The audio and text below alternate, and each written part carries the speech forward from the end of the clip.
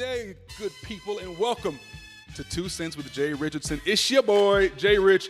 Happy to be here today and happy to discuss the wrapping up of NBA free agency. And as always, we're going to talk about all the latest topics in the sporting world, and we're going to talk about whatever the heck we want to talk about. I'm going to try to be as unfiltered as I can and still be respectful as I usually do. First topic off the bat, we got to talk about where the money is going in the NBA. And right now, the money bag is being dropped off at young Ben Simmons' door. Philadelphia 76ers handed the kid with no jump shot a 5-year, $170 million deal. Ooh-wee. Boy got paid. Where you at, Kendall? Need to be there for your man now because he's got that money. No. It's amazing for him. Obviously, I know he's excited about that. They had to re him up. You know he's going to be a mainstay with that franchise. He's someone that can do it all almost. Other than shoot, the guy can score still. The guy can pass. He can rebound. He's 6'10". He's going to be able to, get triple-doubles at will. You saw it last season. And what you also saw is him slowly mature defensively. He's a great help side defender, a lot of block shots for a wing player. Can defend against point guards and can defend against power forwards. That's somebody that's versatile. That's somebody you got to pay. I get it. Not to mention, if you can't always count on Joel Embiid's health, I think he's the only reason why he is not the face of the franchise like Ben Simmons is instantly with this contract, is because as much as we love Embiid, as much as Embiid has that fantastic personality that us in the media love, because you like a guy that's honest. Even the cry face that he had after that big loss to Toronto. You know what I loved about that moment is he was just honest. Those were his emotions. He's unfiltered. I appreciate that as an athlete and as a journalist. I love that. But with Ben, you got a guy that, he's going to be there. He's not going anywhere, and he can do a little bit of everything, and he's still so young. He's still growing. If he ever does develop that jumper, though, oh, my goodness, you're going to have a terror in the East. Until then, take your 170, go buy something nice, and have a good time. Moving on. Charles Barkley said some things about young Zion that I think I kind of echoed earlier on last week, and I think we all can kind of agree on. People took it the wrong way. Oh, Charles is being hard on the kid. Charles did not say Zion was fat. Let me say that first. Charles said he was fat. I've played golf with Charles on a number of occasions. Okay, 2, but it seems like a number to me. Whatever, it is a number. Number 2. And I'll tell you something.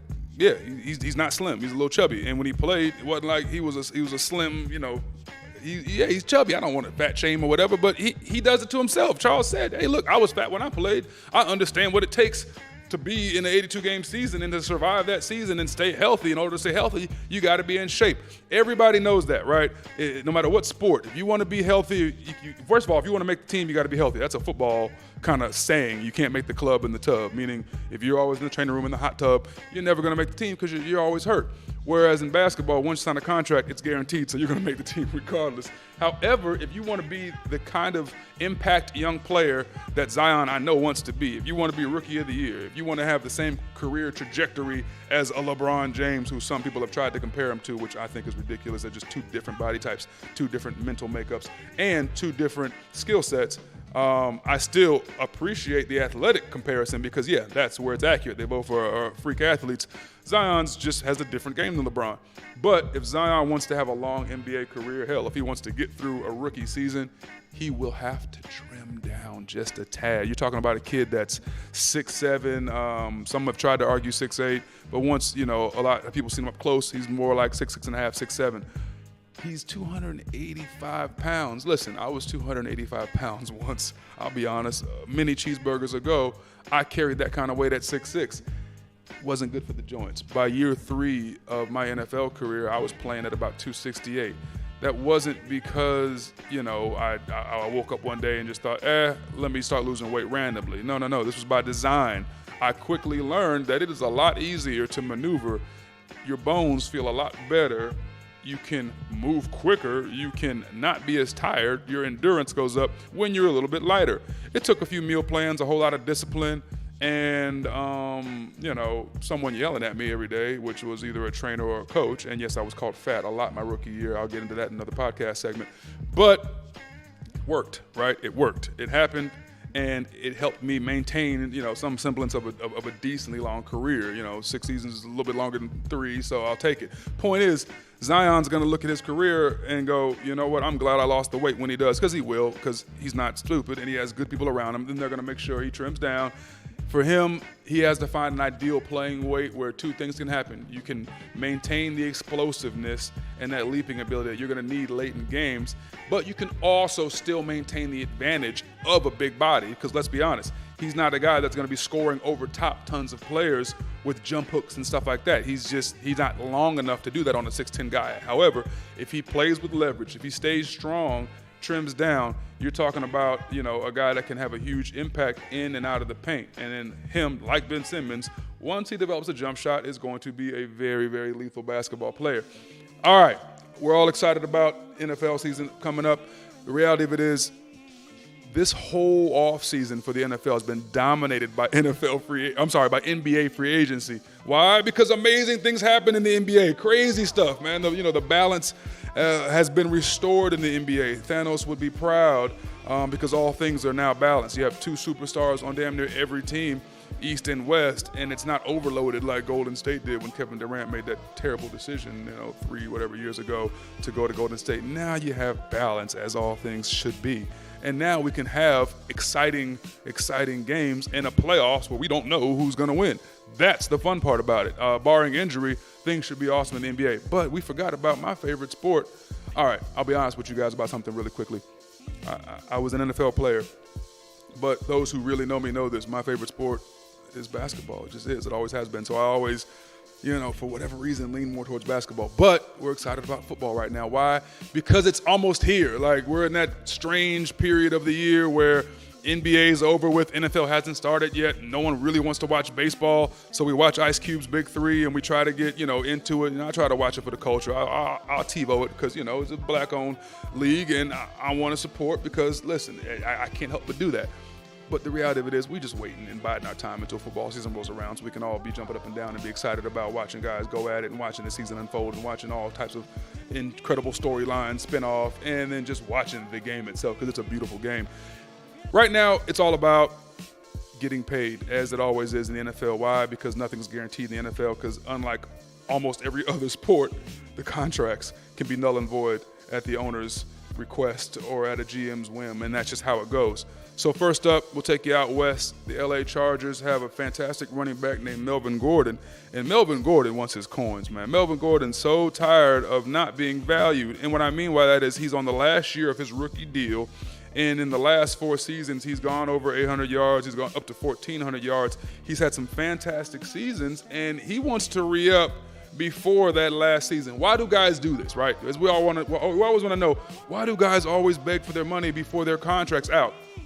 It's very, very simple.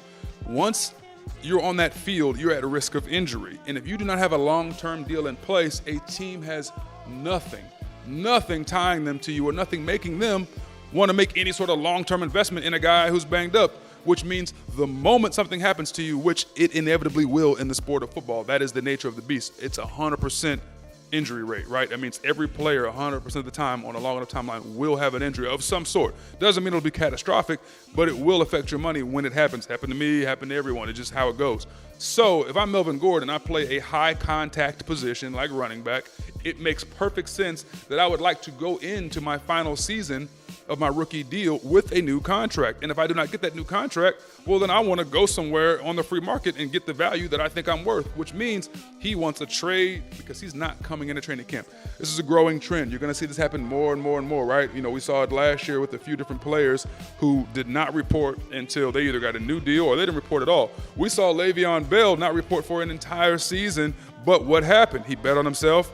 Some would say, well, it seems selfish, or did he really win? Yes, he won. He got the money he thought he deserved, and he got to a franchise that wanted his talents, that appreciated what they had. And people don't realize this, Le'Veon got an entire year off. And I know people are going to say, well, that means is he going to be out of shape? Is he going to be not in football rhythm? Because there is a rhythm to the game, and it does take some time to be in there. Here's what's going to happen. Them joints going to feel real good, and you know what joints I mean. And also, he's got a different focus. I think when you've been away from something, and I'm a guy who during the NFL lockout year, I did not play in a game for a full season and then came back and played 3 more seasons and felt great doing it because a year off, your body's refreshed, but more importantly, your mind and spirit are cleansed. Just being away from it, you can kind of focus on other things, visit with your family, decide some things that you want to get into. But what it also does, it makes you appreciate it so much more. So when you come back, you have this renewed sense of purpose and dedication to your sport. Le'Veon's going to ball. But Melvin Gordan needs to get his money. Why? Because nothing's promised to a running back, especially in today's game where it's a 2-back system usually, and everyone's expendable on that roster.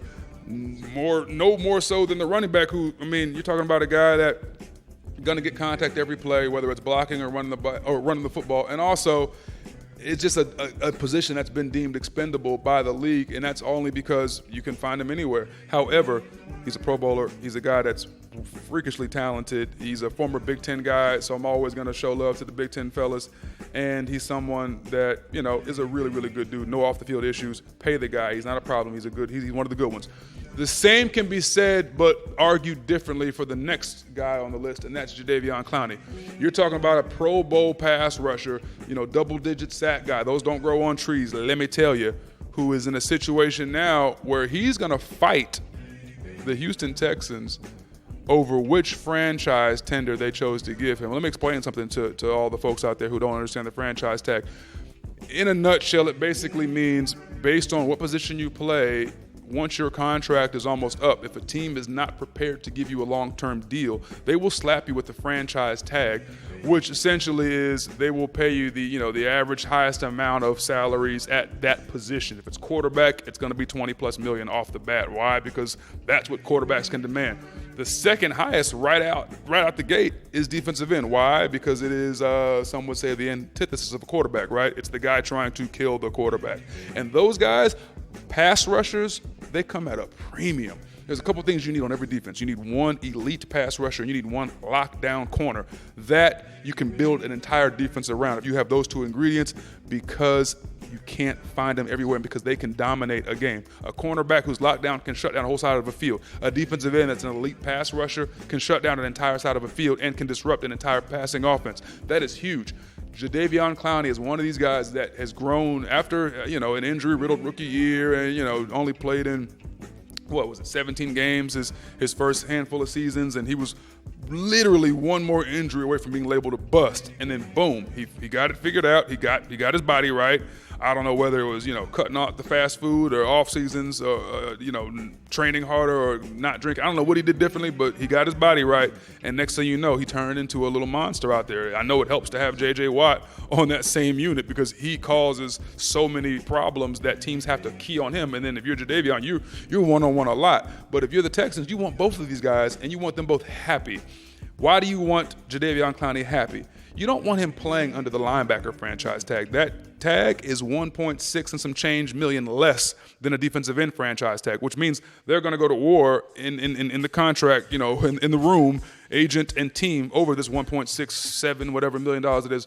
Why you want to get the maximum value you can if a team is not ready to make a long-term investment. But that begs the question, why are the Houston Texans reluctant to give Clowney a long-term deal? Why, they have some cap space. They could figure out and work it in such a way that, maybe it's backloaded, not front-loaded. But you can find a way to give him a long-term deal. You know why they're not going to do that? Because of his injury history. You don't want to give a guy, $85 million deal over 4-6 years with a huge signing bonus, and then someone like Clowney who has that history of injuries go and get banged up again. However, if you're Clowney, you do want that full defensive end franchise tag because you're going to be out there risking your body, and you want every dime you can get, and I respect that. Get him his money. You want him happy. If he plays under that linebacker franchise, is he really going to go all out every game? Is he really going to dive for those, for those fumbles and go to the bottom of the pile? Is he really going to give you his all every quarter when he feels like you don't value him? People got to realize that this is a business and it works 2 ways, not one way. All right, that's just a little taste of NFL news. I know we're all dying to get to the NFL. It's on the way, I promise you. Something else we're all excited about, and it's almost here, folks. College football. It's almost back. It's almost back. I know. I can't wait. I'm actually a college football analyst by trade, so I truly enjoy the college football sport only because it's football in its purest form, although it is getting professionalized quietly, and that's another topic for another podcast. Right now, I want to talk about my day yesterday because it has a lot to do with college football. Ran into an Ohio State football coach, buddy of mine. Not going to get too into his name because, as my man Stephen A. Smith says, you got to protect your sources, baby. You got to protect your sources. Otherwise, your sources won't be sources, and then you are resourceless.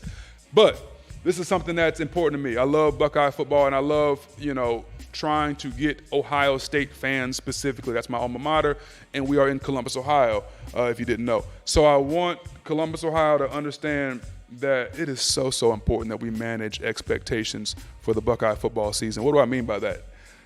Expectations run high here in Central Ohio. I don't know if you know this, if you watched football at all in the last 100 years, but the Buckeyes are amazing, right? Like, we get it. One of the most storied college football programs of all time. It'd be Ohio State, Notre Dame, and that team up north. And I think that's just how it goes. That team up north is Ohio code for Michigan, which I won't say again, but I'll say it this one time, Michigan. And when I say that team up north, I mean Michigan. They're our rivals. We don't usually say their names because they haven't earned that respect yet. Anyways, I ran into a coach, and he gave me a little bit of insight to a few different things. Now, managing expectations means Ohio State last year only lost one game, right? One loss season. That was the big Purdue loss. We all remember that it was an awful loss. I get it. But it was just one loss. After that loss, the Buckeyes went on to win 7 games straight, I believe, and also win a bowl game, the Rose Bowl, the granddaddy of them all, and beat the hell out of Michigan, put up a basketball score on them. When that kind of thing happens, you would think that's a great year, right? Nuh-uh, not here in Ohio. You know what people said about that year? They said, man, rough year last year. Rough year? One loss? And a Rose Bowl victory and beating Michigan? Like, what? Yes, that's the kind of pressure you're under if you're an Ohio State player, coach, or anybody in that building. That's how it goes. I want people in Columbus to understand that this year is going to be an interesting year. This year is going to be it's going to be a battle. Every week will be a battle. I think because of the schedule, and I think because of the newness of some of the faces on the offense, defense, specifically the offensive line and the quarterback and receiver position, right? You got a new quarterback. Will it be Justin Fields, the transfer from Georgia, 5-star transfer / freak athlete? Will it be Gunnar Hoke, graduate transfer from UK, a kid who has played a lot of football in the college landscape? It did a very good job, has a nice skill set, and is a good leader. And then replacing guys like Terry McLaurin, Johnny Dixon, Paris Campbell. People don't realize we had 3 wide receivers last year who all went to the combine and ran a sub 4.5. No other team in college football had that. We had that on our team for an entire season. Dwayne Haskins at quarterback. No other college football team had him, and the Redskins will start him this year. That's how good of an offense we had. So we got so comfortable watching these 60-point games, 50-point games, and we got real, high and mighty on our Buckeye high horse with what we expected from this team. This season, there will not be tons of 60-point games. I'm letting everyone know that right now. This season's going to be a grinded-out year. Get ready for it. That's not a negative thing. You need those years. To mold champions, you got to go through the fire. And these guys have to be baptized accordingly. And they will go out there this year, and they will have their baptism by fire. It's going to be some rough games. Luke Fickell and that Cincinnati team will not lay down for us. Dino, Coach D'Antonio, I call him Dino because he coached me at Ohio State, and that Michigan State team, they will not lay down for us. Clemson had a really good quarterback transfer over to Northwestern, I believe, and this kid is going to be talented, and he's someone that no one knows about yet. I'm not even going to get into it. I'll do that at the Buckeye preview. But what I'm saying is there's some teams on this schedule that are not going to lay down, and there's a lot of tough road games on this schedule. I don't think this schedule sets up nicely for Ohio State in terms of just having a dominant season. But I want to get into specifically what I heard about Justin Fields, the quarterback. Listen, there's some great things to be said about this kid. I heard specifically he reminds you a lot of Braxton Miller. I've seen him up close, and I've watched him practice, so I would agree with that. But I like to hear coaches' insights because they are there every day, and they saw the past, and they're looking at now, the present, and they're saying, hey, look, here's what I'm seeing. So this coach told me he reminds you a lot of Braxton, but he's bigger. He's stronger, about an inch taller. Braxton, was right around 6'1", 6'2". Justin Fields is right around 6'2 and a half, 6'3", thicker, about 230 pounds. And whereas Braxton Miller has that elusiveness that we used to all love to watch him make guys miss, he was like a video game out there. Justin Fields has straight line speed that is out of this world. From what I'm hearing, he's a burner. So he's a guy that the moment that pocket collapses, he's going to put his foot in the ground. He's going to get north and south. And if you give him daylight, he can take it all the way, no questions asked. So when you have that kind of elite straight line speed, maybe not the wiggle that Braxton had, but you got a guy that can hit home run balls, you're going to find a lot of ways to create creases for him. Don't be shocked if you see that Urban Meyer-esque, Tim Tebow-esque packages put in there only when it's time to create an extra gap. And I'll get into the technical football jargon later on in the season for our podcast, but you're going to see a lot of other gaps created. And you're going to see an offensive line that will struggle early on. I'm just going to say it right now, only returning 2 starters, and only one of those 2 starters was a consistent starter in Thayer Mumford. So you have a lot of guys who need to get a lot of snaps under their belt and experience, and then obviously replacing all these receivers who were so speedy.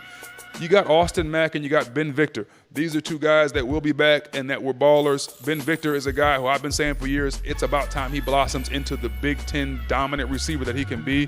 And at 6'4", 210, 15 pounds with nice straight line speed, just enough elusiveness, and a body that makes him an instant red zone threat. He should be somebody we target a lot. And then another young player that emerged last year in the big game against Michigan was Chris Olave. This guy has the wheels that I've been told specifically by this Ohio State coach. Olave is a burner of the highest order. He can outrun everybody on the football field whenever he decides to, and that's somebody that we're going to need to feature as often as possible because you need someone to stretch the field. We had Paris Campbell as the burner, and he was the big deep threat. He was the reason safeties didn't come into the box and stay too long. Why? He can't get behind you. Once again, I'm going to get into technique stuff, and I'm going to get into coverages and all that stuff as the season unfolds. I just wanted to give you guys a quick little update on what I was hearing, and I'm hearing that Justin Fields also will not be handed this job. I'm hearing Gunnar Hoke is a very legitimate threat to be a possible starter. This is not going to be a thing where, hey, Justin, because you're a 5-star guy and because you came from Georgia and because you're such a highly touted recruit and a freak athlete, we're going to give you the job. No. If he was that amazing, he'd still be starting at Georgia. He is not. He's here for a reason. Not because he's not good enough, but because he got beat out, and that happens. However, he has an opportunity to earn a starting job at The Ohio State University and has an opportunity to be a fantastic young football player, which I believe he will be. Now, after that, I haven't even got into the defense. I'm going to save that for another day because I want to just focus, like I said, on this particular coach's comments. All I'll say about the defense is he told me what I already knew and what I thought should have happened last year, which is that the Ohio State Silver Bullets will be playing a lot more zone this year, which is important. I think they should have had zone last year a lot more incorporated into the defensive game plan. Why? When you have young DBs out there and you're trying to replace guys like Malik Hooker and Garyon Conley and all these freak athletes, you need to give these new guys, Okuda and these guys, you need to give them some relief. Put them in a zone, a short zone, a little bit of cover 3, a little bit of quarters, mix it up.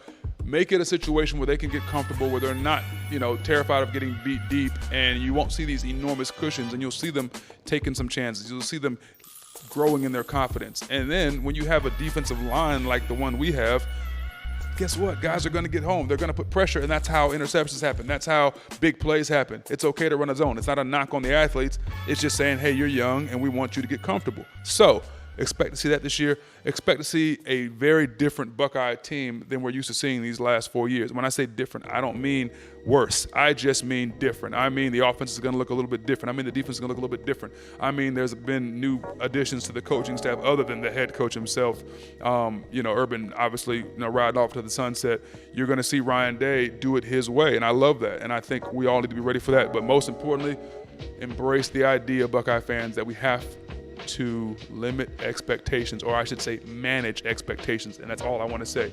Last but certainly not least, I want to give a quick shout out before I take off to my Serbian brother, Novak Djokovic.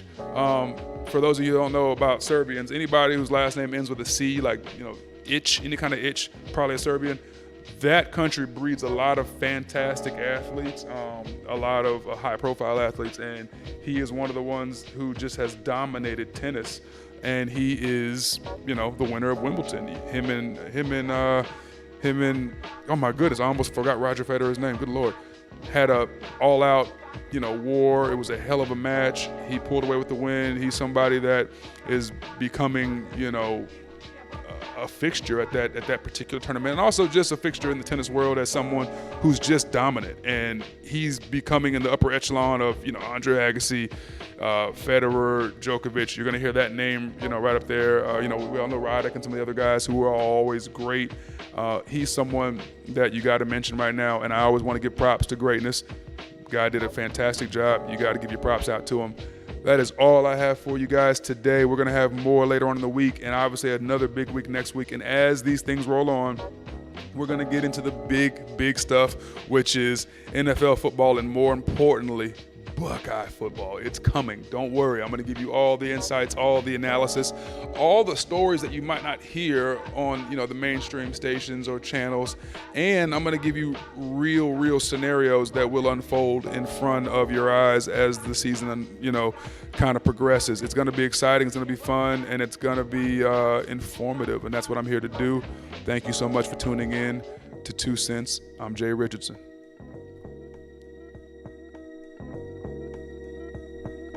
Thank you.